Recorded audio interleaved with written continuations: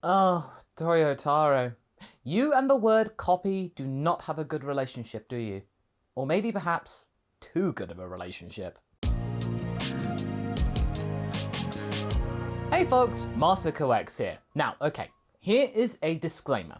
The following script that Haverock and I have worked on was written before the release of chapter 66, so it has not taken the ending or whatever happens in that chapter into account here. But fear not, we will have plenty to say about that in future, so do subscribe to the channel to be up to date with all of those when they do drop. When you come up with a story, picture this. Do you ever have that one tale, that one narrative that keeps you returning in new thoughts? It just won't go away? Something that was planted in your mind when you were younger, but despite having other projects, you still hope that you will, someday, finish it? I mean, I do. I've had the same one going since 2005, and I'm actually now writing a book about it over the next few months. I'll let you know more when it's ready to drop, or at least share something with you. But back to this proper. Maybe you actually wondered to yourself that it might be easier just to simply start from scratch and remake it altogether from the ground up. Or, as is sadly often is too common with young aspirations, you just let go and forget all about it. You give up. Today, we are going to be talking about Toyble's Dragon Ball AF and Toyotaro's Dragon Ball Super, a tale about not being able to let go to the one thing that got you recognized. Is it maybe a sign of resilience and conviction in one's ideas? Or is it just desperation? While most of our older fans have some sort of an inkling as to what Dragon Ball AF is, our younger viewers might not so really that well. So a quick reminder. Basically, Dragon Ball AF was a fantasy series that was connected to this image by David Montiel Franco, which appeared in the Spanish magazine Hobby Consolas. I do have a video going into more detail about this, and you can actually check it out up top if you're curious. By October 2000, when internet speeds could be displaying something larger than a grape, a website known as Margin.com reported that AF was a real series, falsely, and that this picture was supposed to feature Super Saiyan 5 Goku. They did later correct themselves to save face when further digging ensued, but the damage was done. As is still true today, if you put something out there, it's impossible to take back. The mythical series happened after GT and was whispered across the playgrounds all over the world. A lot of fans used those rumours as a basis for their own fan work, most notably young Gigi and Toyotaro, back then known as Toyble. So today we're going to discuss the younger Toyotaro's AF, the creation he chose to bring to life. And let's be clear about this, we are not here to be stomping on someone else's fan series. Credit where credit is due, it got people excited, and if you're excited about a fandom, that's a good thing. He has the right to be respected in its own right. We know that our own fan series has flaws, absolutely. It may not be everyone's cup of tea, that's completely fine. But having recently reread the whole thing, we feel that understanding Toyble's AF is pretty crucial in understanding a lot of issues and merits of Toyotaro's Super. They are more closely linked than you might first think. And while for those familiar with the fan manga our observations might seem trivial and obvious, we feel that plenty of people out there have not heard about the connections, so this would make it interesting, especially when we're so close to the Moro saga's conclusion. So what's the story within AF? Well, here's a bombshell to kick off with. Toyotaro never managed to finish it. Nope. We have about 4 volumes and a special, as well as some drafts for chapter 5, but there is still a lot to talk about here, of course. We begin with a flashback to the time of Frieza's defeat at the hands of Goku. We see King Cold finding him, but not alone. Oh no. Along with him there is the West Supreme Kai, who is revealed to be Frieza's and Cooler's mother, and going by the name Leela. Now already I have many questions, so Boo apparently didn't off her in the end, right? Also, I'm getting major visual cues with Zamasu over here. Let's stew over that, I'll get onto that more later. The West Supreme Kai isn't very pleased by the fact that her son has been defeated, and then declares, instead of being sad, that she has no use for him, since he lost to a Saiyan. He therefore is not the strongest in the universe, which would make sense as to why the Supreme Kais always use Frieza as a benchmark. Her goal now is to reach Goku before Cold, since she wants to check out what kind of person he is. Also, we have a cheeky cameo from Kuriza. So okay, right off the bat, as cool as it is to have a female villain before Toa was cool, the whole thing with Frieza and Cooler being essentially half Kai is weird to us. Now, granted, they are mutants and their origins are very mysterious, but Kais don't have the right equipment. They are fruit. Literal fruit from a Kai tree. But okay, let's be fair, okay? Toriyama hadn't told us this when Toyble made this in 2003. This factoid about the whole Kai tree came about 3 years later, so I'm gonna give that a pass. We'll discuss more about Leela herself later on, because there are some curious things regarding her, but then we're being taken several decades into the future, to the time after the original ending of Dragon Ball GT, in fact. With Goku and the Dragon Balls gone, everything is guarded by the new generation. And honestly, these bits are some of the best pages in Toyble's AF, and you don't have to wait long to see them. The character interactions feel on point, and even post-GT Goten is less annoying, thank you. Him not being the most popular superhero and having the spotlight stolen by the likes of Oob disguised as Papaya Man is also a pretty funny gag. And also seeing a cameo with a very old Pilaf gang is very welcome. Now immediately, we can realise that Toyotaro always had a particular strength, which most likely attracted Toriyama to him in the first place. His ability to thoughtfully bring to life the Dragon World as a whole. These slice of life scenes feel like they belong in Dragon Ball, and that in our opinion works very well. It's just a shame that it gets interrupted so fast, because here comes Leela and her new son, Zyko, or Zyko, depending on what you actually read, how you want to romanize it. Zyko is also Goku's son, and considers himself his heir.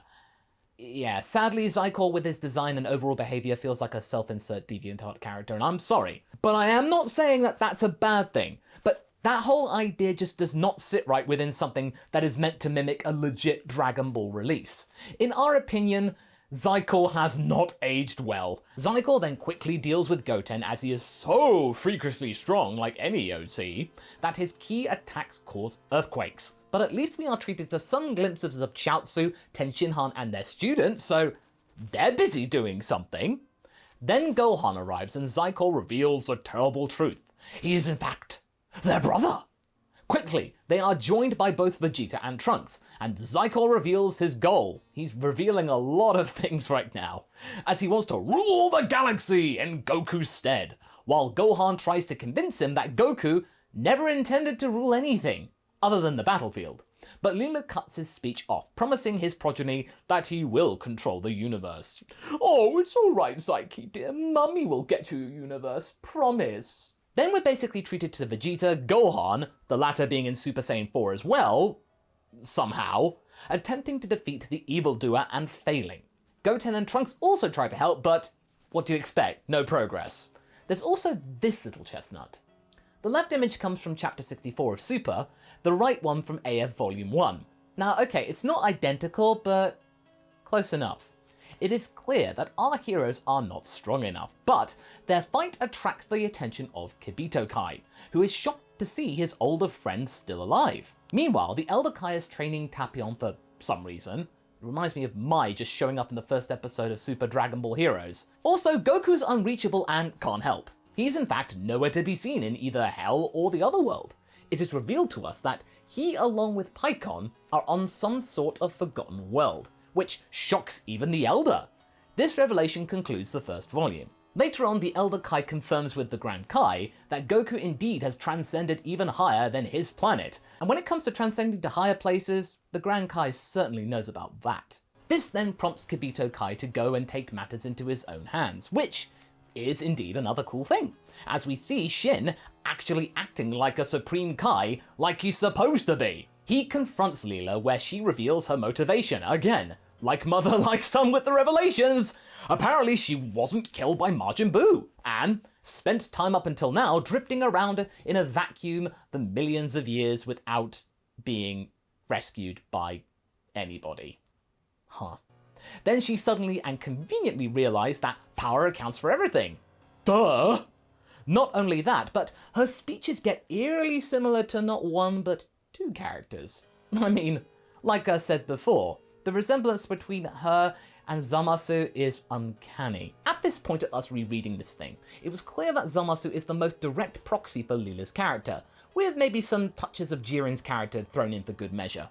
And then Goku Black is sort of a stand-in for Zyko, All it takes is for Zycor to say Subarashi, and like Frieza once said, would say, Dodoria, show them what they've won. Kibito Kai then saves Gohan from Zycor, revealing that he has a reformed Z-Sword and hands it over to Gohan. The plan is to seal the overdoer in the weapon. Gohan, Trunks and Vegeta then combine their forces to defeat the villain, but of course, it's not enough. Obviously, the power is so great that even Goku is able to sort of feel it from wherever he is. But wait, Shin saves the day again, and manages to seal Zycor in the blade. Darn it, Toyotaro, where is this Shin in Super? But this isn't the end of the story. No. Leela interferes with the ritual, of course, and Gohan has to take the blade and face the bad guy once again. It sort of reminds me of the whole idea to try and seal Zamasu with the Mapaba. I'm just saying. Surely that's coincidence, though. It's not. And that's the end of Volume 2. Kibito Kai and Gohan are still not done with Zycor, but wait! There's Dende, who restores the deity's energy, and together they're finally able to seal the bad guy in the sword. For an entire month. I guess that's better than nothing. Leela isn't too happy about this and takes out her frustration on a surprisingly heroic Kai. Then she attempts to choke Dende.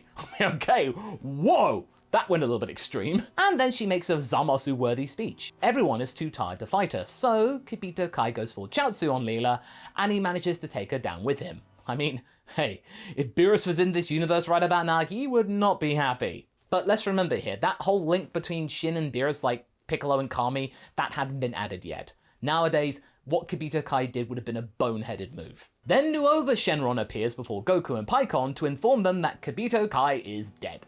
Well, they sort of felt that already, so it's not big news. But the Z-Sword is cracking again, and a very, very nettled Zycor will leave the sword in about 1 month, as we said before. On top of all that, Kibito Kai is still around, only with a halo, and as he explains, he doesn't really have any place to go. I mean, yeah, they're on the sacred world of the Kais, in the other world, it sort of makes sense. The Elder Kai then even berates him for making his sacrifice look so cool, but yet so pointless, so this act still gets a pass. This is a very Toriyama-like gag. So then Vegeta wonders how on earth Zycor can be Goku's son. And it gets pretty weird right now. Gohan suddenly remembers a story that he was told long ago, when Goku had returned from Yardrat. Apparently, Goku stopped off on another planet where Princess Leela fed him a lot of delicious food, and he fell asleep. Princess Snake anybody? With Gohan and Vegeta deducing, just from that she stole his genetic information. Yeah, if you were wondering about where Super Goku's idiocy came from, this is actually a very likely source. It's also revealed that Goku lives with the former Shadow Dragons, and they actually play together in something called the Palace of Evil, now more of an ironic name. But today he has no time for that, which makes Hey Shenron pretty sad. Okay, this is kinda cute. Meanwhile, Bulma takes the whole gang to a plane, where Vegeta berates Trunks and the others for thinking about relying on Goku some more. Remember, he's been tasked by Goku to charge the Z-Fighters. He believes that they're able to actually win without Goku, as it was Kakarot's belief that they can deal with any new danger. Then, the Elder Kai reveals that he knows where Goku is. Our hero is in the Ryoshin realm, which is the original birthplace, apparently, of the dragons. And that is actually where they hang out after the summoning has ended. Now, I actually think this is kind of nice because it ties to the whole idea from the end of GT about Goku ascending to the Dragon Heaven. Geekdom made a pretty informative video about this subject if you guys are interested, link up top. Sadly though, it's sealed off from public view, and Goku himself has become more of a physical vessel for Shenron rather than his own person. It's sort of a timeshare thing. It's also revealed that the Dragon Balls still haven't fully recovered yet, and it might take around 1,000 years for them to do so. But if you have 7 Super Saiyans, they might be able to recharge it faster with the powers of light. Yeah, I don't think you need me to tell you where this comes from. Now, okay, it's important to note that Toyotaro was hired for active Shueisha duty from 2012, round about the time when Battle of Gods was in development and then released in March 2013. But the influence might have still been there, if the talks were made sometime beforehand. Remember, Toriyama did step in at the last moment to change a lot of stuff in that movie, as interviews with him have stated, so there might be some influence from Toyotaro, but let's get back to AF. There is a problem. There are only 6 Saiyans left on Earth, and Vegeta of course dismisses Buller and Pan, who then reveal that they can turn Super Saiyan to rub it in his face. I did like that bit, but it's tinged with something bad. On one hand, you think, yay, they can do it, finally! But on the other hand, because They just apparently trained in secret and nobody knew, after all this time. And quite frankly, this whole narrative bit is treated in a very offhand way, like it's more of a joke rather than a genuine thing. We are then greeted by some more world building by spending time with Hercule, Roshi, Krillin, Marin, and 18. Goku is then informed of what happened on Earth, but the dragons then tell him that he can't really do anything about it himself. And then suddenly, Porunga disappears, which Shin Shenron rightfully assumes that it has something to do with the Earthlings. They revive Kibito Kai because the Halos of course take really too long to draw, even longer than Cell's spots, am I right, but are unable to resurrect Goku. Then Goten and Trunks come up with the whole idea of reviving Broly. And yeah, you heard me right, Broly. Not the new one, the OG, remember this comes from 2003. But of course, since Broly died on Earth, he gets revived on Earth, which concludes Volume 3. In the next part, Broly obviously tries to go for Vegeta. Remember, he's still insane from movie 10, but his memories are slowly resurfacing.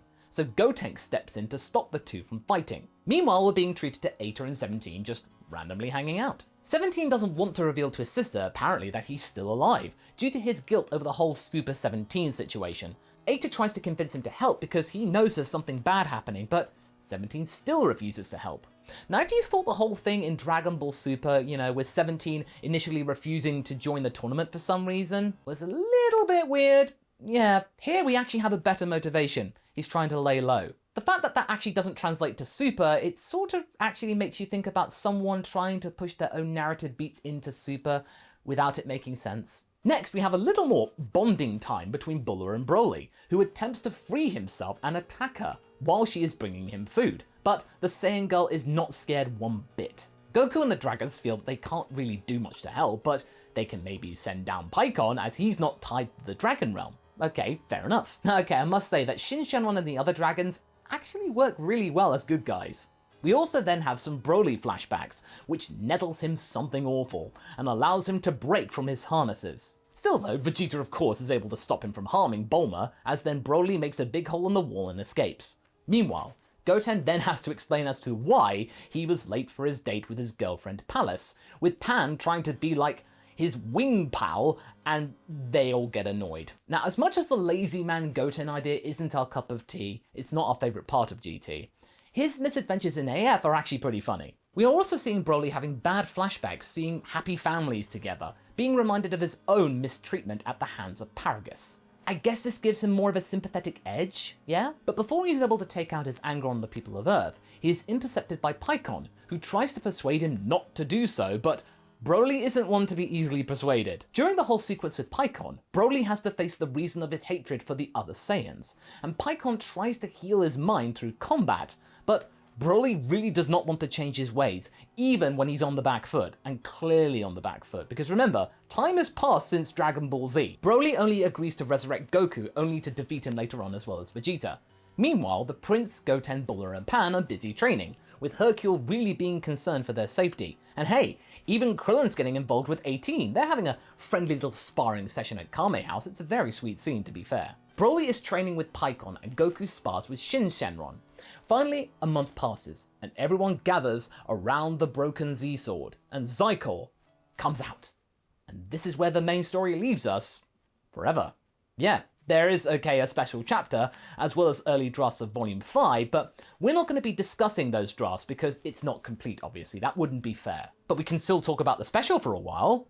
We open up on the story of Dragon Ball AF being told to Goku and Vegeta Jr. by Grandma Pan and a very old Master Roshi, 100 years in the future. Roshi starts to get a bit sentimental about being the only one of the Z-Fighters still alive.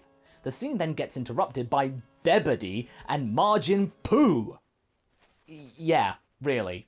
Now, okay, now we know where Botamo comes from. Even Botamo is being ripped off from AF. Now, of course, the kids are strong enough to deal with the evildoers. Seeing how the new generation deals well with the evildoers, Roshi then sort of dies, in probably the most beautiful sequence from AF, where Roshi is finally able to end his long vigil, It's quite clear that despite some of the more problematic aspects of the character, Toyotaro does consider Roshi to be a very important character for the series as a whole. Roshi's having a vision or a hallucination of his old students, all in their young guises congratulating him on a job well done. Even the likes of Mutaito, Grandpa Gohan and Launcher there to congratulate him. Roshi, of course, then makes Goku and Krillin go through their training again, and then he just passes with a smile on his face. The volume concludes with Goku taking Roshi into the other world and them giving one last greeting to the reader. And that's it. Toyble's Dragon Ball AF years before he became Toyotaro. Now you may think that we're being overly harsh or cynical about some parts of the story, but the real weird thing about this is that the 25-year-old Toyble isn't all that different from the 42-year-old Toyotaro. And that's slightly concerning, which you can see especially in the Goku Black saga, which is basically the most elements from AF going. It makes you really wonder if he tried to pitch a more faithful version to his original story as the previous script, but it got turned down, obviously. I mean, can you imagine if it hadn't? That Shueisha had allowed him to do that? Just rip off AF wholesale? It would have been seen as legitimizing fan comics, and Shueisha would never do that. It would set a tricky precedent. The inclusion of Broly might also be a hint as to one of the influences over Toriyama's idea to revitalize the character. It might have actually come from his student himself. We might have Toyotaro to thank for Dragon Ball Super Broly. We see that characters like Roshi and Gohan also have a special place in Toyotaro's heart, which explains why we see Gohan doing a lot more in Toyotaro's manga than in the anime. The problem is that a lot of story beats from AF do not make sense in the context of the era, especially with the whole 17 thing, which just suddenly clicked with us while we saw it in AF. He still wants to tell this story after all this time, nearly 20 years, but he's unable to completely let it go. 16 would be very disappointed with him. We also know that Toyotaro is not happy about this with himself for not being able to let go. You can tell from his own notes that he leaves at the end of the chapters, which makes this actually really tragic. But the truth of the matter is that maybe this is the right time to let go. Toyotaro can skillfully build worlds with rich context and dialogue, as well as the setting. He tries to connect previously unconnected threads, building vertically story worlds, and orders the universe created by Toriyama, giving it purpose and logic. But his stories do tend to be pretty convoluted. And while they are convoluted, they are full of plot conveniences, which is a little bit much. It does cause the characters to act weirdly, not how they are supposed to in dramatic situations. Especially in the Moro saga, you can tell that with Goku. The story's fine or even stellar during the slice of life or comedic moments, but it often falls apart with everything else. The story often lacks connective tissue. And while Toriyama also made a lot of plot conveniences himself, his stories were a lot simpler, so he got away with it more. He didn't try to make us overthink things. He just wanted a simple adventure. Toyotaro tries both. He wants to create deep villains, right? But in the end, he overcomplicates them in a way which doesn't make this feel like Dragon Ball. Why? Luckily, not one of his antagonists came even close to the level of Zycor. And look, we are sorry, and you are free to disagree with us about your thoughts of Zycor, but every time this guy appears on screen or page, we cringe. And Zamasu's plotline is generally better than Leela's, as well as Moro being a pretty solid baddie. We still think that Toyotaro hopes to create a deeper villain without a real understanding of how to do it in this world. So do we hate Dragon Ball AF? Well, no. For its time, the early 2000s, it could really come across as a proper Dragon Ball property. Even back then, he understood the characters and relationships between them. It's nice that he was willing to give every character something to do. So, as a fan project from 2003, AF is amazing. But in 2020, it's not something that someone should really hold on to as an author that is trying to continue Toriyama's legacy. It's not something to be ashamed of per se, but I believe that both fans and publishers alike of Dragon Ball will benefit once he is able to put it to one side and start a proper, brand new story, without having to look back on Toriyama or himself for inspiration. And we know that for those of you that are familiar with AF, this analysis might be obvious, but do bear with us. Once chapter 66 drops, it'll all become clear. So what do you folks think? Do you think this analysis makes sense, or is this a little too harsh on Toyotaro? Leave a comment below and let's get this discussion going. And I shall see you in the next video. Catch you later!